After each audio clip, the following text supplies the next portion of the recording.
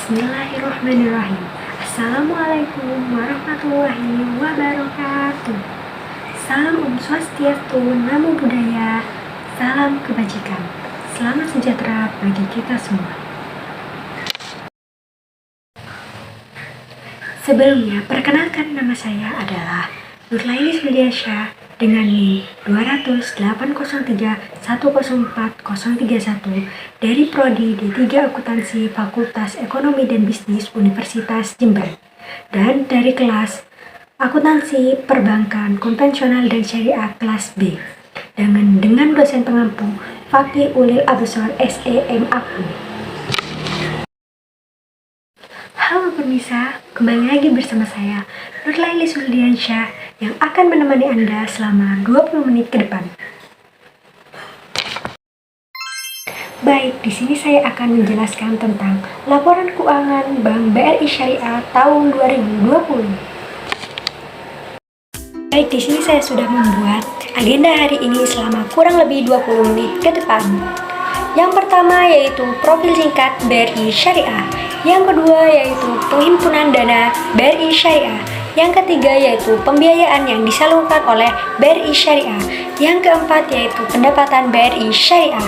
Yang kelima yaitu penggunaan dana zakat dan dana kebajikan. Baik, di sini saya akan menjelaskan tentang profil singkat Bank BRI Syariah. Dapat kita ketahui, nama Bank BRI Syariah sendiri yaitu PT Bank Syariah Tbk dengan kode saham BRIS dan didirikan pada tanggal 17 November 2008 dengan alamat kantor pusat yaitu Jalan Abdul Muiz nomor 2-4 Jakarta Pusat 10160 Indonesia dengan kode bank 422 dengan nomor telepon 0218066600 dan jumlah kantor cabang BRI Syariah sendiri yaitu 50 kantor cabang dan 178 kantor cabang pembantu dan 9 kantor kas.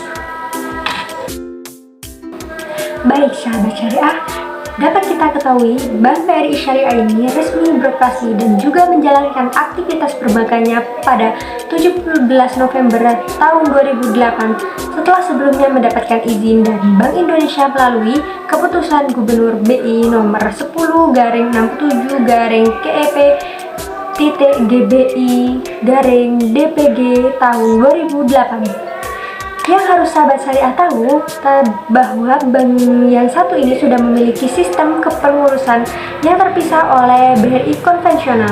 Adapun pemisahan ini ditandatangani dengan penandatangan akta pemisah unit pada tanggal 19 Desember 2008. Baik sahabat syariah, dapat kita lihat yaitu di sini ada logo BRI Syariah, solusi keuangan yang aman. Nah, jika sahabat syariah melihat logonya sangat berbeda bukan dengan logo BRI konvensional? Nah, karena memang logo tersebut mengandung beberapa makna. Nah, berikut makna diantaranya. Yang pertama, logo BRIS menggambarkan keinginan dan tertuntun terhadap sebuah bank modern untuk mampu melayani masyarakat dengan sepenuh hati. Yang kedua yaitu adapun kombinasi warna biru dan putih digunakan untuk mencirikan bahwa Bank BRI Syariah masih memiliki benang merah dengan PT BRI Persero Tbk atau BRI konvensional. Yaitu ada aset Bank BRI Syariah. Yang pertama yaitu ada kas sebesar 1.126.358 juta. Terus yang selanjutnya yaitu ada giro dan penempatan pada Bank Indonesia yaitu sebesar 1.584.299 rupiah. Selanjutnya yaitu ada giro dan penempatan pada bank lain-lain dengan sebesar yaitu 1.844.890 rupiah.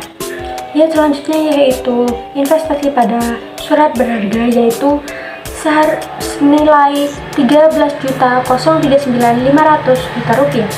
Selanjutnya ada tagihan akseptasi yaitu sebesar 43.639 juta rupiah. Selanjutnya yaitu ada piutang. Ada piutang mudharabah, ada piutang istisna, dan piutang sewa ijarah. Selanjutnya yaitu ada pinjaman qadrah. Selanjutnya ada pembiayaan.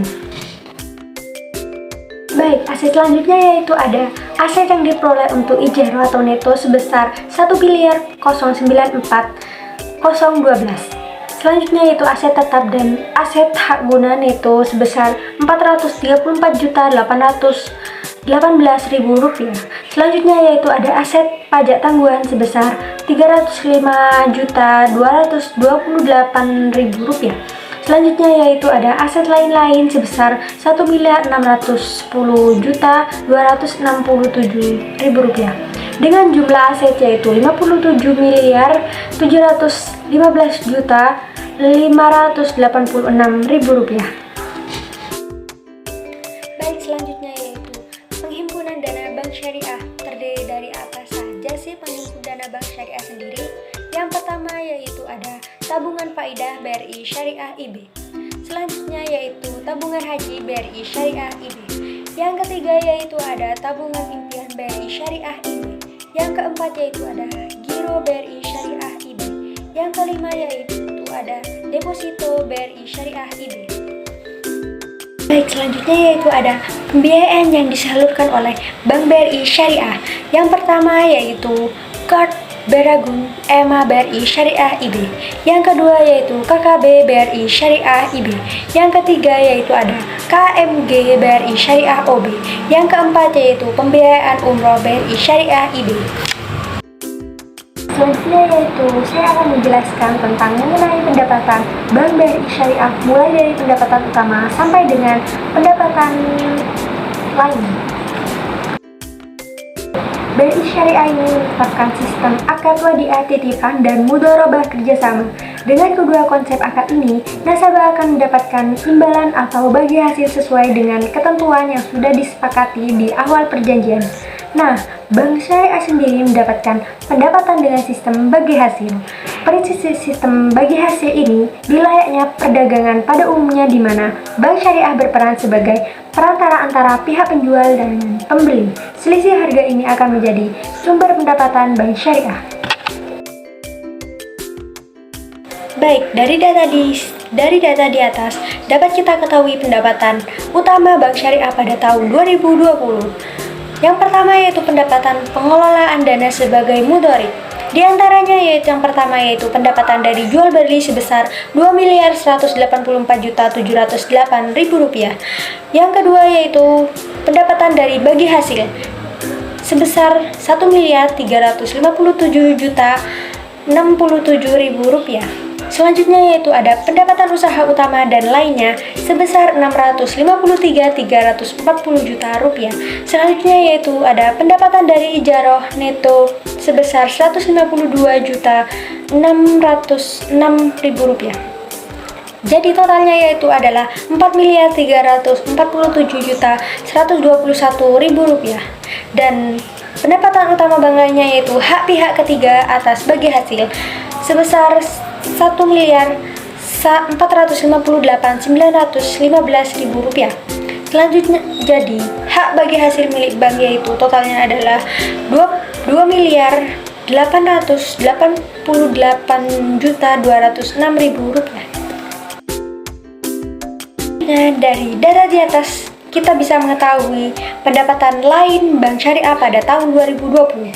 Pendapatan lain Bank Syariah pada tahun 2020 diantaranya yaitu adalah pendapatan pengelolaan dana sebagai mudharib, yaitu dikurangi pendapatan tahun berjalan kas atau setara kas yang belum diterima. Selanjutnya dikurangi dengan pendapatan margin mudharabah dan istisna. Selanjutnya yaitu dikurangi hak bagi hasil pembiayaan dan pendapatan utama lainnya.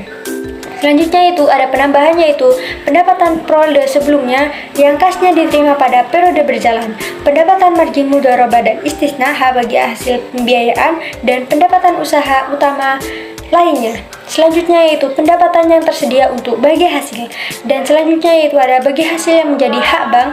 Selanjutnya yaitu ada hak pihak ketiga atas bagi hasil. Jadi dirinci dari atas yaitu hak pemilik atas bagi hasil yang sudah didistribusikan dan hak pemilik dana dan bagi hasil yang belum didistribusikan. Jadi totalnya pendapatan lain Bank Syariah yaitu ada Rp1.458.950.000. Baik, selanjutnya di sini ada data laporan sumber dan penggunaan dana zakat BRI Syariah pada tahun 2020. Di antaranya yang pertama yaitu adalah sumber dana zakat. Sumber dana zakat ini terbagi menjadi dua, yaitu internal bank dan eksternal bank. Internal bank yaitu sebesar Rp5.594.000.000 dan eksternal bank yaitu sebesar Rp243.000. Dan penyaluran dana zakat sendiri disalurkan ke lembaga lain sebesar Rp5.657.000. Jadi, laporan sumber penggunaan dana zakat ini mengalami surplus sebesar Rp180.000. Sumber dana zakat pada awal tahun yaitu Rp1.027.000 dan sumber dana zakat pada akhir tahun yaitu Rp1.207.000. Baik, selanjutnya di sini ada data laporan sumber dan penggunaan dana kebajikan Bank Syariah pada tahun 2020. Di antaranya yaitu sumber dana kebajikan. Nah, sumber dana kebajikan ini terbagi lagi menjadi beberapa bagian. Di antaranya yaitu ada sumbangan atau hibah sebesar Rp435.000 dan pendapatan non halal yaitu sebesar Rp3.875.000 dan denda sebesar Rp146.000, infak dan sedekah kosong. Selanjutnya yaitu penggunaan dana kebajikan itu sendiri yaitu Rp3.871.000. Jadi, laporan sumber dan penggunaan dana zakat kebajikan ini mengalami surplus sebesar Rp585.000. Jadi, dana kebajikan pada awal tahun yaitu sebesar Rp1.931.000 dan dana kebajikan pada akhir tahun yaitu Rp2.516.000. Baik, selanjutnya yaitu kinerja keuangan BRI Syariah pada tahun 2020. Bagaimana sih kinerja keuangan Bank BRI Syariah pada tahun 2020? Selanjutnya, PT Bank BRI Syariah Tbk (BRIS) ini melaporkan pertumbuhan laba 235,14% secara rata tahunan menjadi 248 miliar berdasarkan laporan keuangan yang dipublikasikan di Bisnis Indonesia Jumat pada tanggal 29 Januari 2021.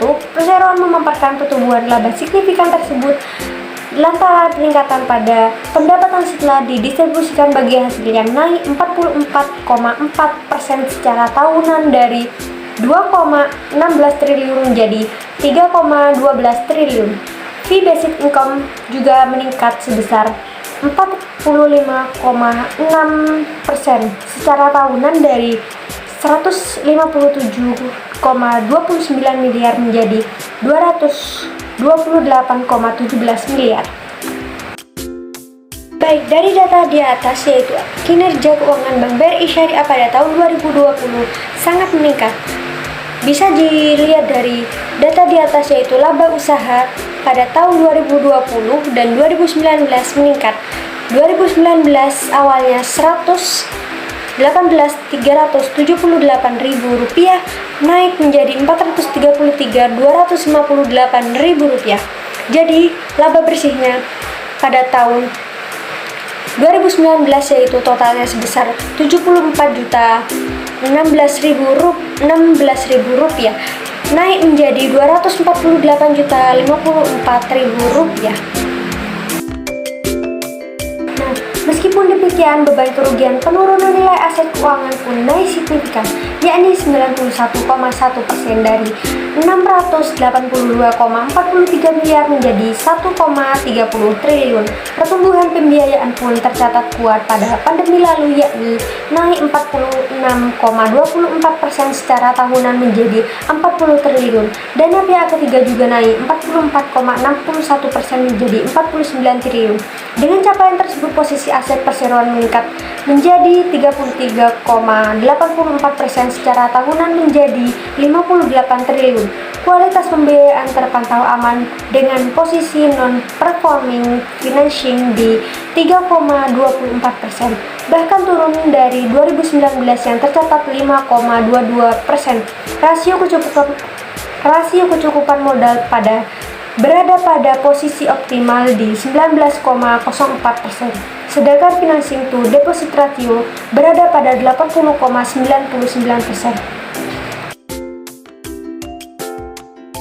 Baik, sekian penjelasan dari saya tentang laporan keuangan Bank BRI Syariah pada tahun 2020. Kurang lebihnya saya mohon maaf.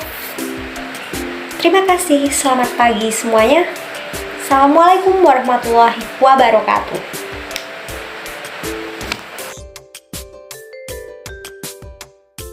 Dan jangan lupa like, comment, and subscribe. Terima kasih teman-teman. Dadah.